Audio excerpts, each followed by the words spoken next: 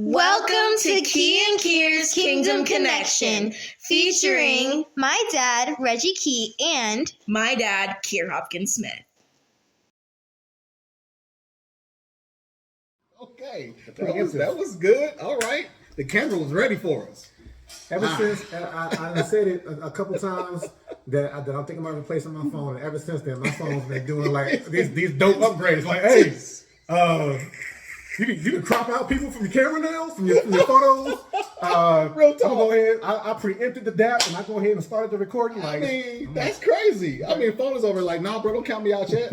I'm with you. I promise I'm with you. I just been off a little bit, but this is Kier's. Speaking of, don't count us out because we've been off for a little bit. We have been. Yeah, we have been. But we'll be back. We back like we never left though. Like we never left. Because this Kingdom Connection right here, no. Established.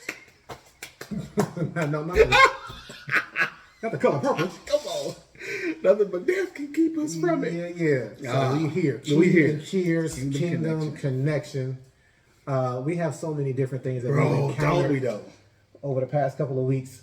Sometimes I think it's good for that. Oh, it's it is though. Yeah, I think it's good for that because when we have it, we start building up some things that we need to communicate and talk about how the kingdom is affected and how we affect in the kingdom with what we go through and what God sends us through. So yes. So yeah, we had spring break with our families last week, was it? Yes, it was last week. And I encountered some things, some people that I was updating my man Kier about, and one particular story launched into a very interesting concept that I'm gonna allow Kier to speak to. But as he said before we started, I gotta lob it up first. Just a little bit. Just a little bit. So I had the opportunity to minister to some people while I was home. And one of the people that I ministered to was a long-awaited meeting. Yeah. This person is in a relationship with another person that I care a great deal about. Right. But I've been hearing some really troubling things about their relationship. And so when I finally had a chance to meet this other person, he's a man of God. I knew that about him. It was a virtual meeting, and I'm not really that interested in getting to know how good he is, right? Because he knew how important the person that he's dating is to me, and so though I was like, I don't really need to know who you are. I just need some questions answered. I still allowed a little bit of small talk. And so in that small talk, he was like, hey, I hear you're a minister, youth pastor, this, that, and the third. That's really good. I've done some work with the youth, this, that, and the third. And I'm like, okay, so what? Tell me what you've done. Just trying to I'm very transactional sometimes. I want to get to business. Yes. I'm like, let me be relational. Relational transactions, right, a little bit. Tell me what you've done with youth. And then this dude goes off on this diatribe, and he spends the next 15. I mean, I was expecting him to bust out with some PowerPoint presentations because he just lobs up himself as this, like everything about me, and I'm like, in the spirit, I'm benching 500. Right? Yeah, I'm like, bro, you putting your best foot forward, but I'm not interested in your best foot. This is other foot that's behind you that I've been hearing about. Yeah. And so, that's good. But I know everybody does this. Everybody, it's like he was interviewing at this point. And everybody in the interview is not going to talk until they ask maybe, tell me like your greatest issue or your greatest flaw. And of course, we try and choose a flaw that we can flip into a positive or whatever. And I just felt like that's what he was doing. And it didn't move me. Yeah. Because I'm still like, okay, you're supposed to put that foot forward, but like I said, I'm not interested in that foot. I'm interested in this other joint that's in the shadow. Yeah. So that being said, best foot forward. Yeah. You said a thing. No, I did, because I told him I was like in track and field, when teaching us how to run and how to run effectively, how to run with the technicalities of running, which was great. I loved it. But whenever you get into the blocks for a sprint, you have both your feet are not planted the same. One foot is always back further than the other foot, right? Mm-hmm. And then you have what's considered your lead foot. And then you have your anchor foot, right? And the coaches would always teach us that your strongest foot is actually not to be your lead foot. It's actually to be your anchor foot, because you have to push with power off of your anchor, right? And so it's actually not your best foot that's forward. It's actually the anchor. It's the one that's behind the scenes. That's the strongest one. And what we have the tendency to do is, we talk about that, is with people, we want to put the best foot forward, in presenting ourselves in some kind of a way that we think others will want to see about us. But in the kingdom, there's actually this thread of authenticity and this thread of transparency that shows itself inside of the kingdom, right? Jesus being our primary example, I believe that Jesus from Jump Street was showing his transparency. 12 years of age, he's in the temple. Right. Where else did you think I'd be? Right. I'm supposed to be about my Father's business. That was a moment where Jesus was like, okay, I could have been like all the other kids and just been in line with everybody else, but I know where I'm supposed to be. He got in trouble for it, so to speak. Parents got upset with him, but the Bible said they kept that in their heart because they recognized Jesus showing us something, right? Yeah. So we've got to be careful within us, man, is there's an anchor and there's the true you, and then there's what you want everybody else to see. And I'm just asking God's people, be careful that we aren't always putting what we call the best foot forward, and we're not being transparent to say, listen, in order for authentic connections, authentic relationships, for authentic ministry to go forward, there needs to be the anchor and the lead foot together. Right. Needs to be together, because I need my man to understand me. There's no way he can help me become greater if I'm afraid or ashamed to show you the weaker side of me. Hey, and what I'm even hearing is, the anchor foot. What's holding you back, though? There it is. What's had you tied and tethered to your past? Come on. Because that's exactly what I had to talk to with this couple. Like, there's some things in your past that are anchoring you in a bad way, though. And until you can cut and sever this tie, and I thank God that we did have some transparency, but I'm like, until you can be honest about what it is that's holding you back, and triggering one another, then the relationship, you're just going to keep falling on your face. Don't do. And it's funny, the thing that we're seeking to preserve, our face, is the thing that we're going to fall onto. Ooh. If we keep on trying to put the wrong foot, or put emphasis on the wrong foot. Authenticity in Christianity it's not pretty. It's not going to have your pretty face. It's going to have I got a tooth missing right here. One eye a little like drifts. It drifts a little bit, right? A little bit to the left. But then you get into, well, why is that? What happened to you? Yeah. Right. And in that is the healing. In that is deliverance, because you're being authentic with who you are and not just who you want people to see you to be. Right. And that anchor part, man, it says, that's why I love this dude. Such a wordsmith. But he was like, if you seek to save your face, you'll end up splitting your face. You seek to save it? Wow. What did Jesus say? If any man seek to save his own life, what happens? You lose it. So the principle is going to apply no matter what package you put that principle in. If you seek to save it, you're going to lose it. But if you seek to lose it, then you save it. Hey. Right? And so there it is right there. And I love this because I was looking at this, Reggie, as Paul was giving us in Romans chapter 12. And he gives these Christian kingdom characteristics. And he says, this is what should be prevalent in everybody, right?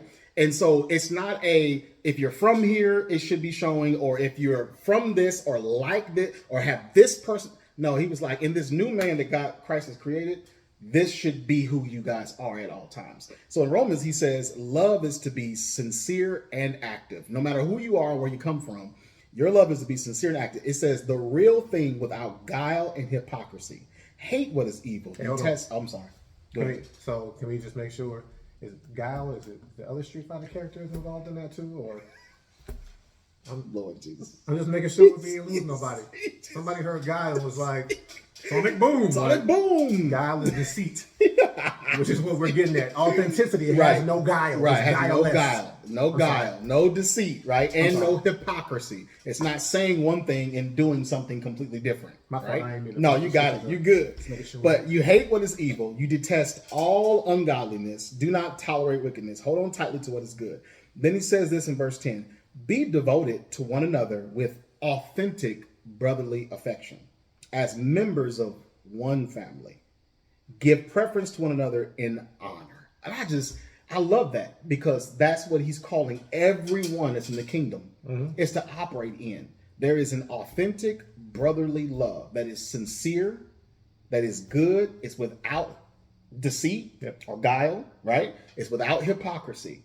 And if we can present that, it's going to shift the very temperature of atmospheres that we are present in, no matter where we are, when we operate like that. Yeah. Not doing the, what holds me back is what I'm going to keep to myself and put what I think you want to see. No.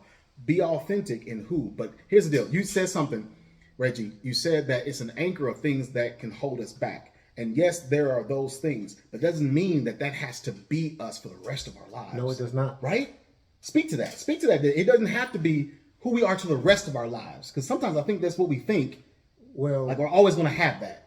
So if you go back to the block in this race that you're speaking on, yeah, like you don't stay at the block forever. Yeah.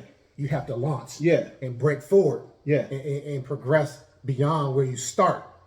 Right? And you may be a track where you run back around to it, but when you come back around to the place where you were at the block, you shouldn't get bogged down by it again. No. You don't stop and be like, okay, let me put reset back into the block. No. Right. No, because what I was telling this couple was, I was like, hey, look, here's how you know that you're in a cycle. But I was like, imagine a stake in the ground, and you're tied to the stake by a tether, but you don't realize it.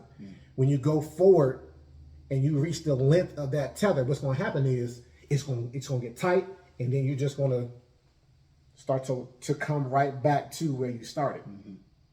So you got to cut, you got to sever the tether. Yeah, and that's the important part of it. But you can't sever what you're unwilling to even confess. There it is there. Come on, bro. And so, him and I, some of the things that I had to catch Kier on when we got back in town, like I've been struggling with some things. I've been struggling with just how valid my ministry is, how valid my business is. Yeah. And I came to a realization, and I was like, hey, look, I owe this to you to tell you what I'm going through. Like I felt obligated. And I was like, man, that sounds bad. But I felt obligated to tell you and my wife what I was going through. Right.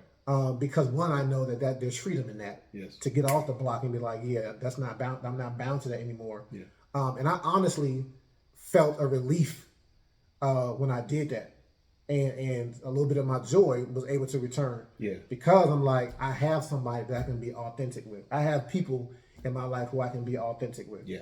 And that is so important. But if we keep being, the facial recognition that we have now, if we just keep recognizing these masks that we're putting on, yeah, we'll never have true relationship with anybody, because not even ourselves. Yeah, that's real talk. Because we'll look in the mirror and see a mask and be like, yeah, I'm okay though. Like, no, you're not though. Yeah.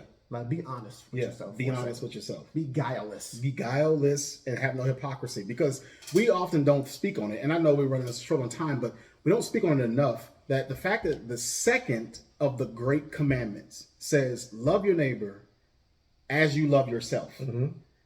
But somehow we've taken that equation, that part of that, and we've like flipped it and moved something out of it. Like there's a possibility that I can love others without loving me. Like there's no part of me of understanding God's love for myself that reflects on how I love other people. It's like we'll love other people and hate ourselves, and then expect that the love that we show other people is authentic when we don't love us. Yeah, it can't be authentic. And it can't be authentic. It's a fabrication. Now, fabrications can fool some people. There are some artists that are good enough to draw a thing where it looks like the real thing. And we can become such great artists where we can fabricate a love that looks like the real thing, but it does not hold the weight of the real thing. Right. Because there's nothing like the real thing. Okay. I had a whole nother song in my head, so I was trying to keep it in. You was trying to keep that thing in. I had rap in my head. Yeah. But that's it, bro. I'm like, and God help us to not get into that place where we fabricate love. We fabricate authenticity. We fabricate these things to the point where we become the best 3D printers ever. Oh, snap. Not the 3D print. We 3D printing the qualities of Christ under our own power and then presenting it like it's the real thing. So, that's so good. Because is our God, is he 3D or 4D? So you can 3D print all you want. Come on. It's not just inauthentic. It's not even complete. Woo! Because we're spirit Jesus. beings, right? And so if we have taken out the fourth dimension of who we are, which is the God who sits outside of time and space, because God is love and He's an authentic type of love. Because when you said the love earlier, I'm like, it'll look like the real thing until you compare it to the source. That's right. And then you'll be like, ooh, that don't. It's missing it's missing an entire dimension. An entire dimension. Because God don't fake with us. No, He don't. You were saying like this before, like he's savage sometimes. He's like, I ain't never said I was soft. Like what I say, my precepts and principles are hard. Sometimes. Are hard. And I'm not going to shy away. And from He ain't going to shy away from it at all. Not in the slightest. And God is not flinching. He ain't. No, the Lord is like, this is it. Yep. This is exactly what it is. And He's looking. And we want God to be soft. We want to be, the Michelangelo. We want Him to be the God that's reaching out with the fingertip and be. The Lord is like, no, I'm not that. I'm the judge. I'm king. Here's what it has. And we think, that's so hard because God, that's not love. The Lord's like, no, I love you in that. Because I know what I have for you is the greatest and best thing ever. So I'm not going to play around with the best. When He offered His Son, He didn't offer His Son on a whim. He didn't offer His Son on some joke. He didn't. He offered His Son on a cross. On a cross, He emptied heaven and gave His best. Yeah. And there was no games with it. Yeah, man. So this is just us wanting to pour this thing out because we want God's people to operate in the greatest level, right? There is the good level. There's the good level. There's the best level. Then there's the greatest level. And I think that we've settled too much in good. And we're okay with the best, but we don't strive for the greatest. Yeah. And there's no way we can accomplish greatest off of good efforts. Yeah. Forget your best foot. Kunta, cut that. Cut it off. Cut that best foot off. Come on. And so just operating, because the Bible says very clearly it's better for us to end up in heaven with one foot than, Oh, snap. Oh, that was nice. Oh, wow. Wow. Better to end up there with just one foot. That's good. Than to end up in hell with two. Good stuff. But that's good stuff. And so we just want y'all to be blessed. That's always our heart, is if we can take what we've been through and we can allow what we endure, what we have to face, and what victories we have, and we take and all we're doing is filtering through an apostolic anointing to be able to give to everyone else. Mm-hmm. Because we want the greater for you. And if that means that we have to go through it first.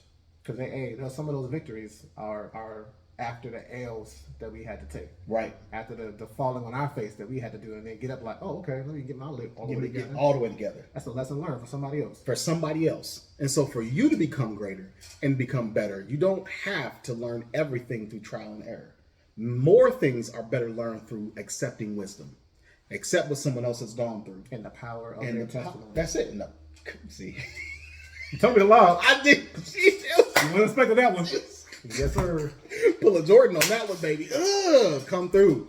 But that's it. So that's us, what we have. And we want you guys, please, like our messages. Please, you already know. Hit the thumbs up on it. Subscribe to Manuel Forte Ministries. And Power My Testimony. Power My Testimony, all right? And then share. If it blessed you in any way, please hit that share button. Send it to somebody. Put it on your Facebook page. Put it on because we got multiple places where you can listen to this stuff, right? Yes, sir. What we got? What else we got? We have ours on YouTube. We got Spotify. We got His Hop, which is a Christian radio network out in Vegas. Yes. That we've been posting to. So yeah, we trying to spread the word. Try to spread the word. So do we put those links do you put yours on your Manuel Forte? The link for the His Hop? Is there a link where people can link into it and be able to find? No, but I can work on that one? Okay. So if we can put those links in and then have that available, and we'll work on it so that we can keep things moving and once again, more shareable stuff. Because some people love doing Spotify, right? And they're Spotify freaks. And so they'll prefer to go to Spotify than they would to YouTube. Yep. And if it's possible and it's available and the link is there, then we want to make sure that you guys get there. So, and we appreciate y'all. Always comment with us, talk with us. And until the next time, this is Kier. Kingdom Connection.